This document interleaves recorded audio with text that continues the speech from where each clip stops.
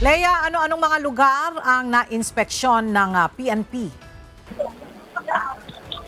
Magandang tanghali sa iyo, Ella. Mula Campo Crame, pinuntahan ni PNP Chief Police General Jose Melencio Nartates Jr. ang mga matataong lugar.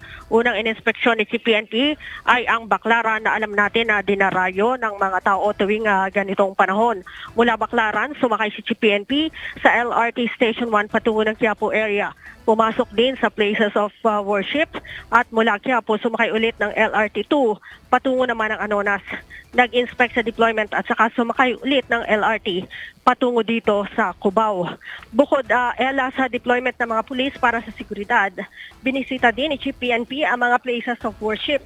Tiningnan din ang mga road obstruction. Ayon kay General Nartates, kontento siya sa latag ng seguridad ng mga pulis. Maayos din aniya ang mga vendor na hindi nakaharang sa mga kalsada. Paalala ng pinuno ng PNP sa publiko maging alerto sa lahat ng oras at agad na itawag sa hotline number 911 kung may mapapansin kayo na hinalang tao o bagay sa paligid. Ella? Alright, maraming salamat, Leia Ilagan.